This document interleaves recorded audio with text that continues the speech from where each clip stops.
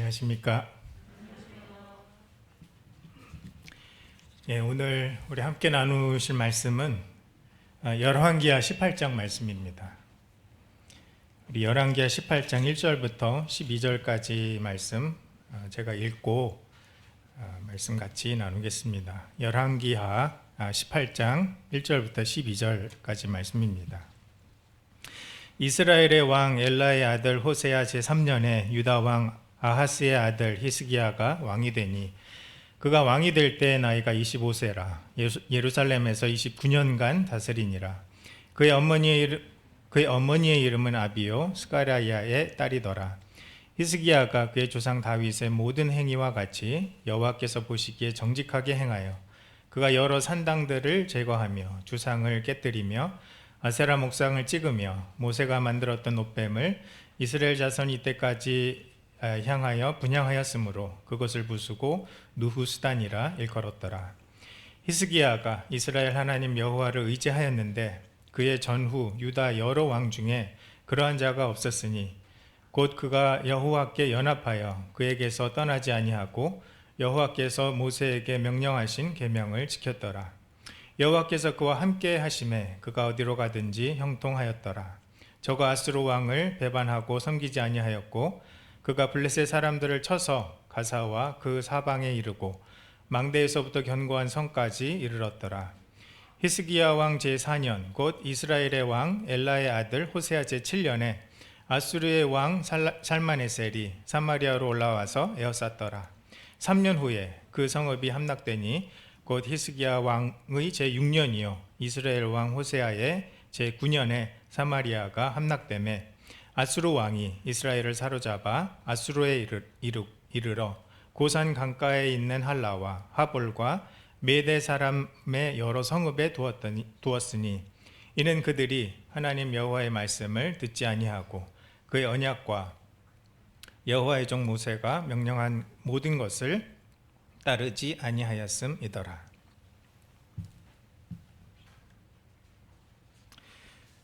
오늘 이 함께 읽은 이 본문 말씀은 분열 왕국 시대, 이스라엘의 분열 왕국 시대인 이 남왕국 유다와 북왕국 이스라엘을 통치했던 두 왕에 대한 이야기로 시작되고 있습니다. 이 첫 번째 왕은 남왕국 유다를 다스리는 히스기야 왕이었고 이 두 번째 왕은 북왕국 이스라엘을 다스리는 호세아 왕입니다. 오늘은 이 두 왕의 이야기를 좀 시작으로 해서 열왕기하 18장과 19장에 있는 내용들을 중심으로 살펴보겠습니다. 특별히 이 히스기야 왕의 삶에 닥친 이 위기와 실패 그리고 참 그것을 극복해가는 과정을 통해서 하나님께서 우리에게 가르쳐 주시는 교훈을 함께 나누고자 합니다. 첫 번째로 나누고 싶은 것은 히스기야 왕의 삶을 통해서 배우는 이 첫 번째 교훈은 이 위기와 실패가 누구에게나 닥칠 수 있다라는 것입니다. 먼저 히스기야 왕의 이야기로 시작하겠습니다. 방금 읽은 이 3절에서 8절 말씀을 보시면 히스기야가 얼마나 훌륭한 왕이었는지 상세하게 기록이 되어 있습니다. 자, 히스기야는 하나님 보시기에 정직하게 행한 왕이었습니다. 또 히스기야 왕은 우상 숭배의 온상이었던 이 산당들을 제거하고 또 주상을 깨뜨렸고 아세라 목상을 찍어버렸습니다. 또 모세가 만들었던 놋뱀이 우상처럼 백성들에게 이렇게 떠받들어지는 것을 보고는 그 놋뱀을 부숴버렸습니다. 이처럼 히스기야는 우상을 깨부수고 백성들을 하나님께로 인도한 그런 왕입니다. 또 5절에 보시면 히스기야는 하나님을 의지했는데 유다 왕 여러 왕들 중에 그와 같은 이가 그 전에도 없고 그 후에도 없었다라고 할 만큼 하나님께 참 높이 평가를 받는 그런 왕입니다. 또 히스기야는 하나님과 연합하여 하나님을 떠나지 않았고 하나님은 그런 히스기야와 함께 하셔서 그가 어디로 가든지 형통하게 해 주셨습니다.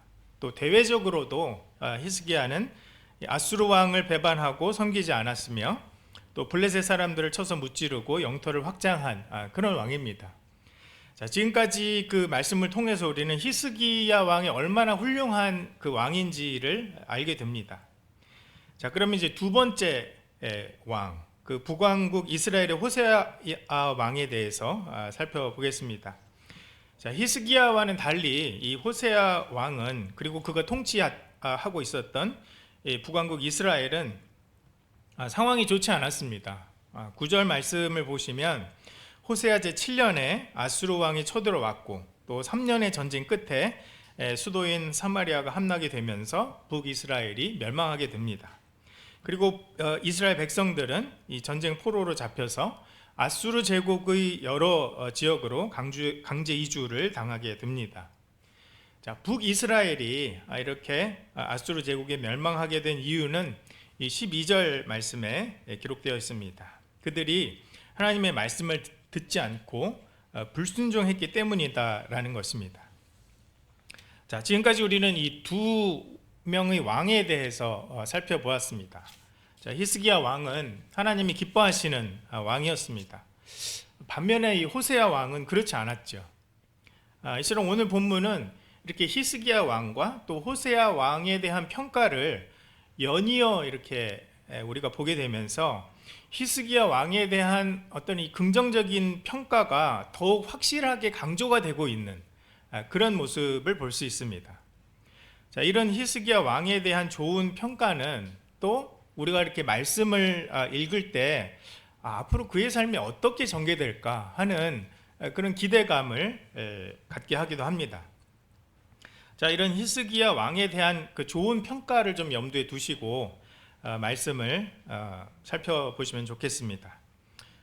우리 13절 말씀을 보시면 히스기야 왕 제14년에 아수르의 왕 산헤립이 올라와서 유다 모든 견고한 성읍들을 쳐서 점령했다라고 말씀되어 있습니다. 자, 이 말씀에 따르면 이제 히스기야 왕에게도 참 드디어 올 것이 왔습니다. 북이스라엘을 멸망시켰던 이 아수르 제국이 이제는 히스기야가 다스리고 있는 이 남왕국으로 쳐들어온 것입니다. 그리고 아수르 군대가 유다의 모든 견고한 성읍을 쳐서 점령했다고 기록되어 있습니다. 상황이 매우 좋지 않습니다. 자, 히스기야와 이 아수르의 전쟁이 앞으로 어떻게 전개될 거라고 생각을 하십니까? 아마도 저와 여러분의 대체적인 바람은 하나님의 사람인 이 히스기야가 하나님을 의지함으로 이 어려운 전쟁을 잘 싸워서 이기고 또 아수르 군대를 물리치기를 바라는 것일 겁니다. 자, 그렇다면 실제로 어땠을까요? 실제로 히스기야는 우리의 기대대로 아수르 제국의 군대를 물리쳤을까요? 14절에 참 놀라운 반전이 우리를 기다리고 있습니다. 유다의 왕 히스기야가 라기스로 사람을 보내어 아수르 왕에게 이르되 내가 범죄하였나이다. 나를 떠나 돌아가소서. 왕이 내게 지우시는 것을 내가 당하리이다 하였더니 아수르 왕이 곧 은 300달란트와 금 30달란트를 정하여 유다 왕 히스기야에게 내게 한지라. 놀라운 반전이 맞죠?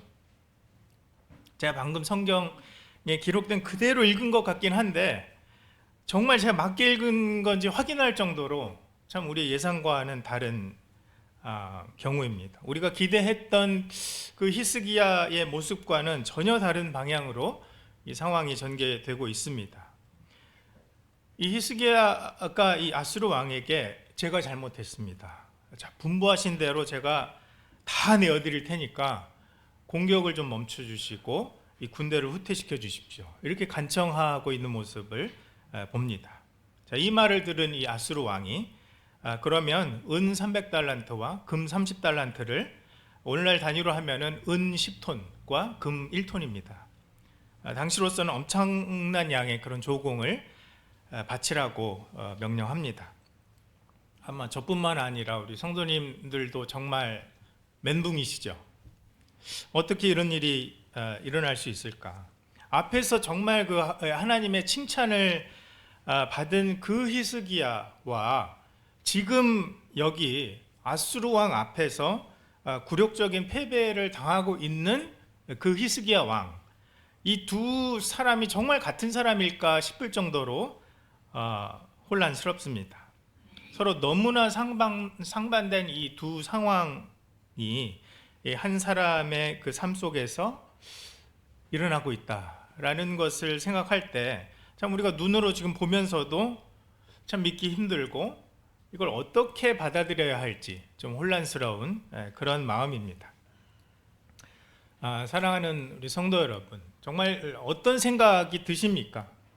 하나님 보시기에 정직하게 행했고 또 모든 우상을 깨부수고 하나님께 순종하고 의지해서 그와 같은 이가 이전에도 없었고 이후에도 없을 것이다 라는 평가를 받은 그 히스기야에게 일어난 이 위기, 그리고 이 굴욕적인 또 처참한 실패를 참 우리가 어떻게 받아들여야 할까요? 오늘 이 말씀을 듣고 계신 우리 성도님들 가운데 정말 이 히스기야와 같은 그런 위기와 실패를 경험하고 계신 분이 있습니까? 그런 분이 계시다면 오늘 말씀을 통해서 하나님이 위로하시는 그 위로를 받으시고 또 새로운 힘을 하나님께서 주시기를 기도합니다. 자, 그런데 한편으로는 가만히 생각해 보면 히스기야가 당하고 있는 이런 종류의 실패는 히스기야에게만 일어났던 것이 아님을 우리가 또 알 수 있습니다. 우리가 믿음의 사람이다라고 여기는 정말 그 몇몇 사람만 생각해 봐도 그렇습니다. 아브라함은 정든 고향을 떠나서 하나님이 분부하신 대로 길을 떠났습니다.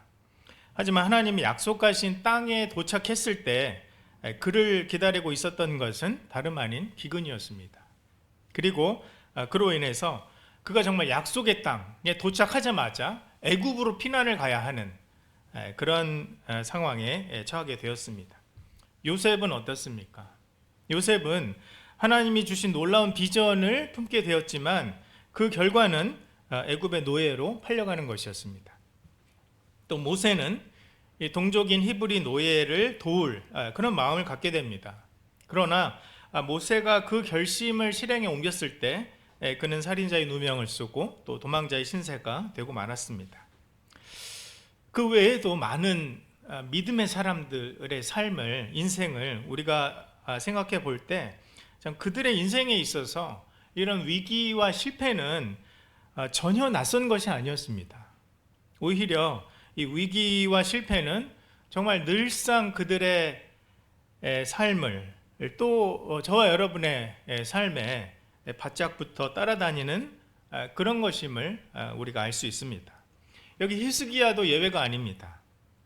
그는 분명 하나님께 높이 평가를 받는 그런 인물이었지만 이처럼 또한 아수르라는 정말 그런 위기 앞에서는 처참하고 굴욕적으로 실패할 수 있는 그런 사람이었습니다. 그런 면에서 저와 여러분의 삶도 다르지 않습니다. 하나님의 뜻대로 사는 인생이라고 해서 위기가 없고 또 실패가 없는 것은 아닙니다. 사랑하는 우리 성도 여러분, 혹시 지금 그런 그 인생의 큰 위기 가운데 여러분이 계십니까? 또 참 그 쓰라린 그런 실패를 경험하고 있는 분이 우리 가운데 계십니까?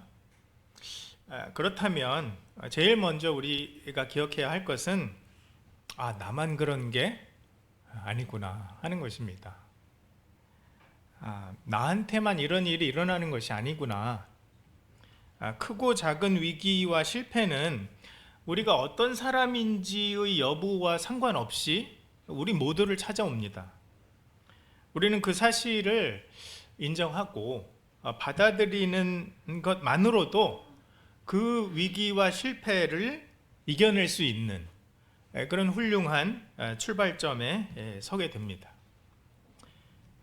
사랑하는 우리 성도 여러분, 우리 이 삶에, 저 여러분의 삶에 닥친 그 위기와 실패를 있는 그대로 인정하고 또 받아들임으로써 그것을 극복하기 위한 출발점에 서시는 그런 저 여러분이 되시기를 바랍니다. 자, 두 번째로 히스기야 왕의 삶을 통해서 우리가 배우는 이 두 번째 교훈은 이 위기와 실패는 결국 우리를 더 단단하게 하고 또 한 단계 성장하도록 이끈다는 것입니다. 자, 아수르 군대는 이 악한 왕 호세아나 또 좋은 왕 히스기야를 가리지 않고 쳐들어왔습니다. 어떤 위기 또는 어떤 그 실패가 우리 인생에 닥칠지 우리는 그것을 선택하거나 거부할 수 없는 그런 한낱 인간에 불과합니다. 우리가 우리 삶에 닥칠 수 있는 위기와 그 실패를 회피해 보기 위해서 정말 열심히 계획도 짜고 또 최선을 다해서 대비하고 조심하지만, 그리고 그런 노력들이 전혀 의미 없는 것은 아니지만, 그럼에도 불구하고 일단 닥칠 것이 우리 인생에 닥치면 우리는 꼼짝없이 그것을 당해내는 것 말고는 다른 수가 없는 그러한 인간인 것입니다. 자, 그런데 그런 가운데에서도 우리가 선택할 수 있는 것이 있습니다. 그것은 바로 그 위기와 실패에 대해서 어떻게 반응할 것인지를 우리가 선택할 수 있습니다. 우리는 우리 이 인생에 예고 없이 닥친 이 위기와 실패에 대해서 하나님이 원하시는 방식으로 반응할 수 있는 그것을 선택할 수 있는 것입니다. 자, 그렇다면 우리 이 삶의 위기와 실패를 하나님이 원하시는 방식으로 극복한다는 것은 구체적으로 어떤 모습일까요? 자, 여기 지금 실패한 히스기야는 이 위기를 하나님이 원하시는 방식으로 극복했을까요? 히스기야가 그 삶의 위기와 또 실패를 극복하는 모습을 알아보기 위해서 본문을 조금 더 살펴보겠습니다. 18장 17절 말씀입니다. 아수르 왕이 다르단과 랍사리스와 랍사게로 하여금 대군을 거느리고 라기스에서부터 예루살렘으로 가서 히스기야 왕을 치게 하며 그들이 예루살렘으로 올라갔다라고 기록되어 있습니다. 자, 히스기야가 보낸 그 엄청난 이 양의 조공을 받은 아수르 왕 그 사네립은 공격을 멈추고 군대를 후퇴시키기는커녕 신하 셋을 예루살렘으로 보내고 히스기야와 그의 백성들을 참 회유하려고 합니다. 이 세 명의 신하 중에 랍사게라는 사람이 이제 아수르 왕의 대변인으로 나서서 히스기야와 예루살렘 백성들에게 아수르 왕의 메시지를 전달합니다. 이 랍사게는 어떤 말로 유다 백성들을 회유했습니까? 랍사게가 했던 말 중에 일부가 28절 이후에 기록이 되어 있습니다. 랍사게가 드디어 일어서서 유다 말로 크게 소리질러 불러 이르되 너희는 대왕 아수르 왕의 말씀을 들으라. 왕의 말씀이 너희는 히스기야에게 속지 말라. 그가 너희를 내 손에서 건져내지 못하리라. 또한 히스기야가 너희에게 여호와를 의뢰하라 함을 듣지 말라. 그가 이르기를 여호와께서 반드시 우리를 건지실지라. 이 성읍이 아수르 왕의 손에 함락되지 아니하게 하시리라 할지라도 너희는 히스기야의 말을 듣지 말라. 랍사게는 예루살렘 백성들에게 히스기야 왕에게 속지 말라. 그가 하는 말을 듣지 말아라 라고 회유합니다. 자, 이것은 물론 랍사게가 이 예루살렘 백성들을 아수르 편으로 끌어들이기 위한 목적으로 하는 말입니다. 하지만 한편으로는 랍사게가 하는 말을 통해서 우리는 히스기야가 그 실패의 시기를, 그 실패를 어떻게 극복하려 하고 있는지 짐작할 수 있게 됩니다. 자, 랍사게의 말에 따르면 히스기야는 백성들에게 여호와를 의뢰하라. 여호와께서 반드시 우리를 지키실 것이다. 이 성읍이, 이 예루살렘이 아수르 왕의 손에 함락되지 아니하게 하실 것이다 라고 백성들에게 말하며 백성들을 독려하는 그런 삶을 살고 있음을 알게 됩니다. 그러니까 히스기야 왕은 정말 이 굴욕적인 그런 실패를 경험했어도 불구하고 다시 정신을 차리고 자신은 물론이고 이 백성들에게 하나님을 의뢰할 것을 독려하고 있습니다. 히스기야에 대한 그 앞선 그 평가대로 히스기야는 여호와께 연합하여 그에게서 떠나지 않는 삶을 살고 있는 것입니다. 비록 그가 크게 실패했지만 그렇다고 해서 하나님과 연합하기를 멈추지 않았고 여전히 하나님과 동행하는 삶을 살아냈습니다. 이처럼 히스기야는 하나님을 신뢰하기로 선택했습니다. 또 백성들에게도 하나님을 의지하라고 말했습니다. 우리에게 닥친 위기는 저 여러분에게 우리가 진정으로 의지하는 대상이 누구인지 그것을 확실하게 드러내는 그런 기회를 제공해 줍니다. 사랑하는 우리 성도 여러분, 우리의 그 위기와 실패의 그런 길고 어두운 터널 가운데 계시다면 지금이야말로 정말 더 단단히 하나님을 붙드셔야 할 그런 때입니다. 오히려 더 굳건하게 하나님을 의지함으로 하나님의 도우심을 경험하시는 저와 여러분이 되시기를 바랍니다. 자, 아수르 왕의 신하 이 랍사게의 말은 계속됩니다. 33절입니다. 민족의 신들 중에 어느 한 신이 그의 땅을 아수르 왕의 손에서 건진 자가 있느냐? 하맛과 아르밧의 신들이 어디 있으며 스발와임과 헤나와 아와의 신들이 어디 있느냐? 그들이 사마리아를 내 손에서 건졌느냐? 민족의 모든 신들 중에 누가 그의 땅을 내 손에서 건졌기에 여호와가 예루살렘을 내 손에서 건지겠느냐 하셨느니라. 여기서 랍사게는 지금까지 아수르 왕이 점령하고 또 멸망시킨 그런 민족들과 나라들을 열거하고 있습니다. 그러면서 아수르가 그 민족들과 그 나라들의 땅을 점령할 때 그 민족들과 그 나라들의 신들 중에 누구라도 자기 민족을 이 아수르의 손에서 건진 그런 신이 하나라도 있느냐라고 묻습니다. 이 질문에 대해서 이제 랍사게가 듣기를 원하는 대답은 그런 신은 없었다겠죠. 실제로도 여기에 열거된 나라와 민족들은 모두 멸망했고 그들이 섬기는 신들은 아수르의 손에서 자기 백성들을 건져내지 못했습니다. 이것은 사실입니다. 지금 이 말을 예루살렘 백성에게 하고 있는 이 랍사게의 의도는 분명합니다. 자, 모든 그 나라의 신들이 아수르 왕 앞에 무릎을 꿇었어. 너희도 들어서 알고 있지. 근데 너희가 그 사람들하고 다를 게 뭐야? 너희가 섬기는 이 여호와 하나님은 다른 여러 신들과 다를 거라고 생각하는데 도대체 뭘 믿고 이 여호와 하나님이 너희를 구해줄 거라고 확신을 하느냐라는 것이 이 랍사게의 말의 요점입니다. 여러분이 그 자리에 계셨다면 뭐라고 랍사게에게 대답을 하시겠습니까?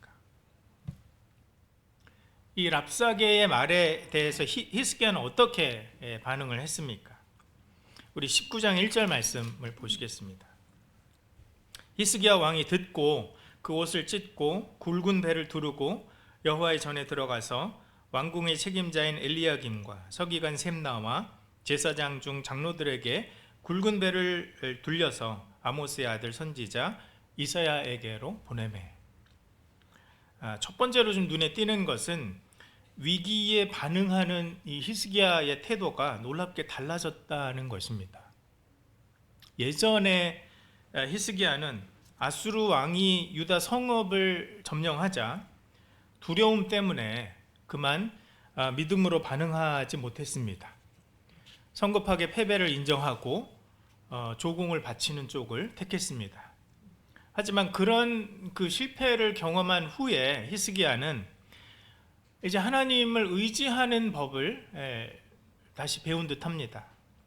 이제 히스기야는 예루살렘 바로 앞에 진을 치고 있는 아수르의 군대를 보고 또 랍사게의 말을 듣고도 침착합니다. 랍사게가 한 말에 대한 보고를 들은 히스기야는 울분과 또 슬픔의 표시로 옷을 찢고 굵은 배를 두릅니다. 그리고는 바로 여호와의 전 성전으로 들어갑니다. 그리고는 그의 신하와 제사장들을 불러서 이사야 선지자에게 보내고 있습니다. 참 이전과는 사뭇 달라진 그런 모습을 볼 수 있습니다.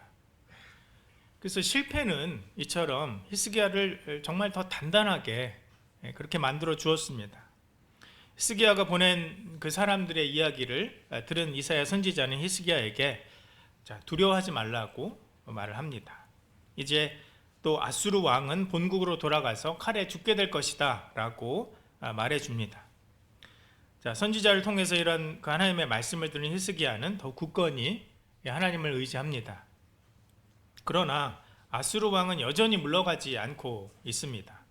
아수르 왕 사네립은 히스기야를 위협하기 위해서 편지를 보내옵니다. 그 편지가 19장 10절 이하에 기록이 되어 있는데 그 내용은 이전에 그 랍사게가 이스라엘 예루살렘 그 백성들을 향해서 한 내용과 거의 비슷합니다. 그러니까 아수르 왕 사네립이 히스기야 왕에게 보낸 편지의 요점은 아수르 왕들의 손에서 민족이나 나라를 건져낸 신은 지금까지 없었다. 그리고 너희 하나님 여호와도 다르지 않을 것이다.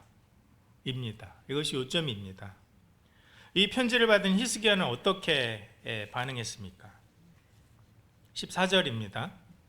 19장 14절 히스기야가 사자의 손에서 편지를 받아보고 여호와의 성전에 올라가서 히스기야가 그 편지를 여호와 앞에 펴놓고 그 앞에서 히스기야가 기도하여 이르되 과거와는 달리 다시 한번 평온하게 여호와 앞에 히스기야가 반응하는 그런 모습이 눈에 들어옵니다. 히스기야는 아수르 왕의 편지를 들고 성전에 올라가서 하나님 앞에 펼쳐놓습니다. 그리고 하나님께 기도합니다. 히스기야는 이 실패를 통해서 좀 이제 어떻게 위기에 대응해야 하는지 그런 것들을 배우고 통달한 것 같습니다. 이처럼 위기와 이 실패의 시간이 히스기야는 하나님을 의지하는 그런 삶을 살았습니다. 그리고 다른 위기, 또 다른 위기가 찾아왔을 때에는 이전과는 다르게 한층 이 성숙한 모습으로 그 위기를 돌파하고 있는 그 모습을 보게 됩니다.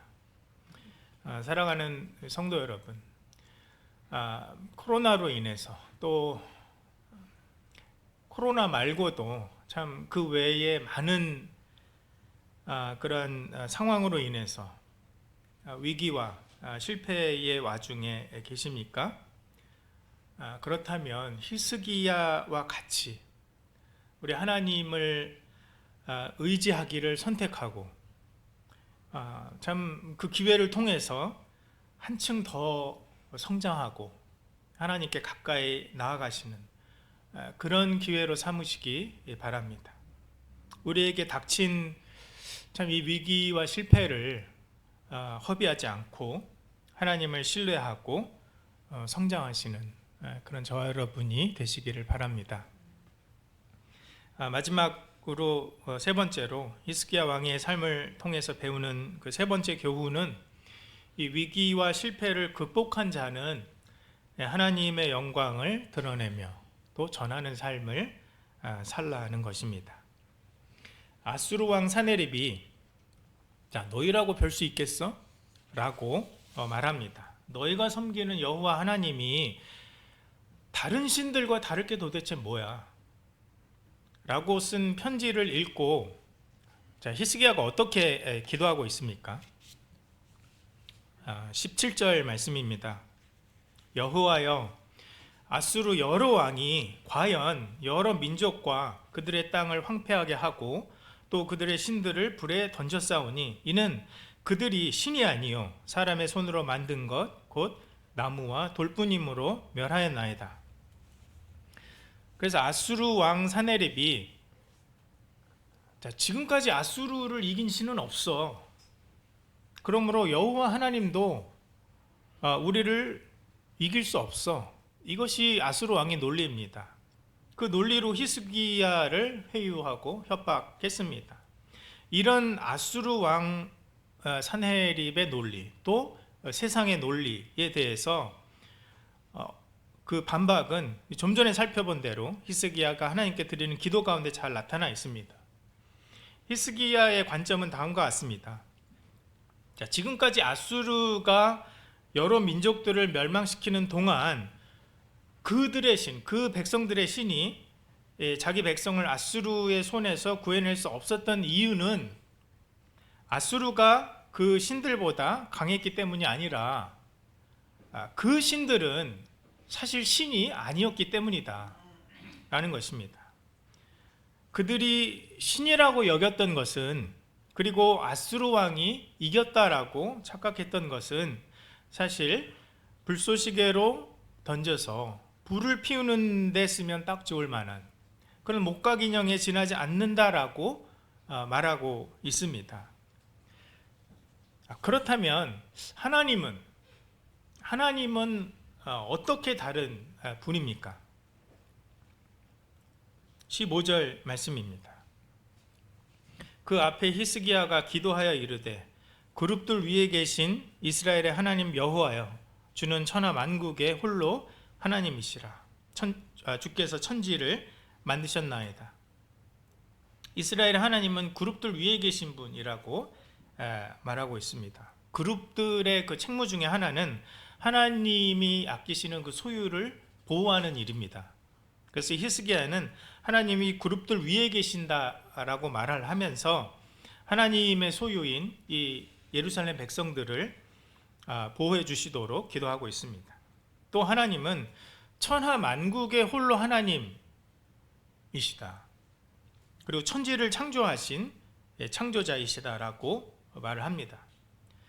자, 아수르 왕은 이스라엘의 여호와 하나님을 그냥 이스라엘 민족의 수호신 정도로 여기고 있었습니다. 그래서 지금까지 여러 민족들의 수호신을 자기가 무찌른 경험이 있기 때문에 여호와 하나님, 이스라엘 민족의 수호신 정도인 여호와 하나님도 아수르 왕의 생각에 전혀 문제가 되지 않는다라고 생각을 한 것입니다. 그러나 히스기야는 다른 민족들의 신들은 사람이 만든 목각 인형에 불과하지만 이스라엘의 하나님은 천하 만국의 홀로 하나님이시다 라고 선포하고 있습니다.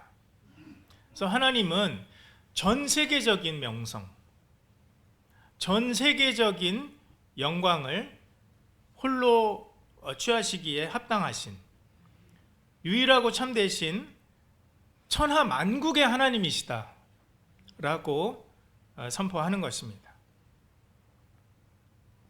자, 하나님이 이 유대 민족의 수호신 또는 우리들만을 수호하는 그런 수호신이 아니라 전 세계적인, 전 지구적인 그런 예배와 영광을 받기에 합당하신 천하 만국의 하나님이시라는 이 사실은 유대 민족에게, 그리고 저 여러분에게 어떤 변화를 요구합니까?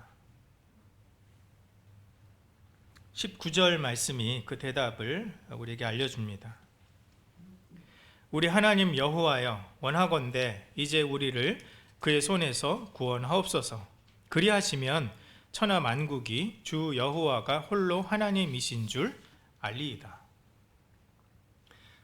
하나님이 이 전 세계적인 영광을 받기에 유일하게 합당하신 천하 만국의 하나님이시라면 그 하나님은 먼저 천하 만국에 알려지셔야 합니다.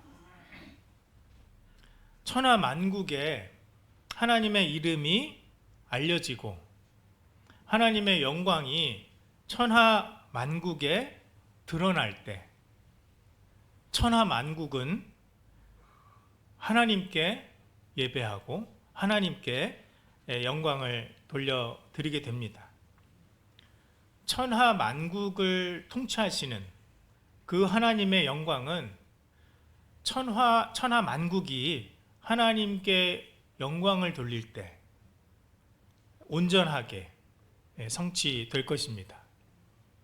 그래서 히스기야는 하나님의 이름이 천하 만국에 알려지고 천하 만국이 하나님을 홀로 하나님이신 줄 인정하도록 하기 위해서 그 목적으로 그 이유 때문에 하나님이 유다 민족을 아수르의 손에서 구원해 달라고 간구하고 있습니다.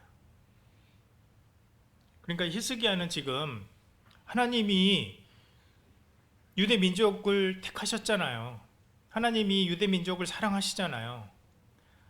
하나님이 우리 예배를 받기를 원하시잖아요. 그러니까 이번 한 번만 우리를 구원해 주세요 라고 기도하고 있지 않습니다. 대신에 히스기야는 하나님, 아수르가 자기가 잘나서 지금까지 모든 신들을 제압했고 여호와 하나님도 이제 그 목록 속에 포함될 것이라고 떠들어대고 있습니다. 그러나 전 세계적인 명성과 영광에 합당하신 유일하신 하나님은 오직 여호와 하나님 뿐입니다. 하나님, 이제 하나님만이 천하 만국의 하나님이심을 열방에 드러내시고 세상 모든 사람이 하나님의 영광을 볼 수 있도록 그런 목적으로, 그런 이유로 우리 유대민족을 아수르의 손에서 건져주십시오 라고 간구합니다. 물론 하나님이 히스기야의 기도를 들으셨죠. 그리고 유대민족을 아수르의 손에서 구원해 주셨습니다. 이 기도는, 이 히스기야의 기도는 하나님이 유다 백성을 아수르의 손에서 건져내는 것과 천하 만국이 주 여호와가 홀로 하나님이신 줄을 아는 것, 그 사이에 서로 깊고 참 밀접한 관계가 있다는 것을 우리에게 알려주고 있습니다. 하나님이 유다 백성을 아수르의 손에서 구원해 내시는 것이 어떻게 하나님이 천하 만국의 홀로 하나님이신 것을 드러낼 수 있습니까? 1차적으로는 하나님이 아수르를 제압하시는 것은 아수르가 지금까지 주장해왔던 논리, 그러니까 아수르가 모든 신들보다 강하다라는 그 세상의 논리를 추종하는 아수르와 그런 세상 사람들에게 하나님이 과연 모든 신들을 이긴 그 아수르를 제압하심으로써 모든 신들 중에 신이라는 것을 보여줍니다. 그렇게 하심으로써 천하 만국이 주 여호와가 홀로 하나님이신 것을 알게 될 것입니다. 하지만 이보다 더 본질적인 것은, 하나님이 이 일을 통해서 원하시는 것은 하나님이 유대 민족을 아수르의 손에서 구원해 주시면 이 유대 민족이, 이제 우리 유대 민족은 하나님의 구원을 경험한 백성으로서 천하 만국에 주 여호와가 하나님이시다, 주 여호와가 홀로 하나님이신 것을 전하는 그런 민족이 되겠습니다 라는 그런 다짐의 의미, 그런 결단의 의미를 히스기야가 기도를 통해 하나님께 드리고 있는 것입니다. 그러니까 하나님이 이 유대 민족을 아수르의 손에서 구원해야 하셔야만 한다면 그 이유와 목적은 단순히 하나님이 유대 민족의 예배를 받기 원하시는, 물론 그것도 중요하고 하나님께 소중한 그런 예배입니다. 그러나 단순히 하나님이 유대 민족의 예배를 받기 원하시는 그런 차원의 이유와 목적이 아님을 알 수 있습니다.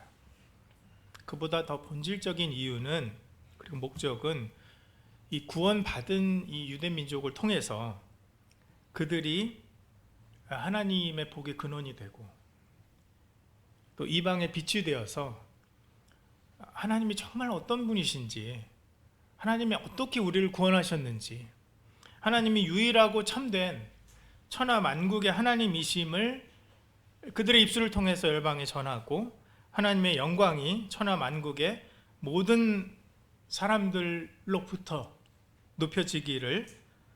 높여지도록 하기 위한 그런 이유와 목적을 하나님께서 갖고 계시다는 것입니다. 과거 이 유대 민족을 아수르의 손에서 구원하시는 하나님의 그 이유와 목적은 오늘날 하나님이 택하신 이 하나님의 백성인 교회, 저와 여러분에게도 동일하게 적용됩니다. 하나님이 우리를 죄의 형벌로부터 구원해 주시고 또 삶의 모든 크고 작은 위기로부터 건져 주시는 그 이유와 목적은 무엇입니까? 그것은 하나님의 구원을 경험한 우리가 이웃과 열방에게 천하 만국의 하나님을 전하고, 그 영광이 천하 만국의 모든 사람을 통해서 기쁨으로 선포되도록 하시기 위함입니다. 우리를 죄로부터 구원해 주시고 삶의 크고 작은 위기로부터 또 실패 가운데서 건져내신 그런 하나님을 우리의 이웃과 또 열방에게 전도하고 선교하며 살아가시는 저와 여러분이 되시기를 바랍니다. 말씀의 결론을 맺겠습니다. 저 여러분의 삶에 닥친 그런 위기와 실패는 무엇입니까? 저와 여러분은 그것을 하나님을 의지하며 하나님이 기뻐하시는 방법대로 그것에 반응하며 그렇게 하기로 선택하며 이겨내고 있습니까? 우리를 위기와 실패 가운데에서 하나님이 건지실 때 하나님의 영광을 드러내며 이웃에게 전도하고 또 열방에게 하나님을 선포하고 선교하며 사시는 그런 복된 저와 여러분이 되시기를 바랍니다. 기도하겠습니다.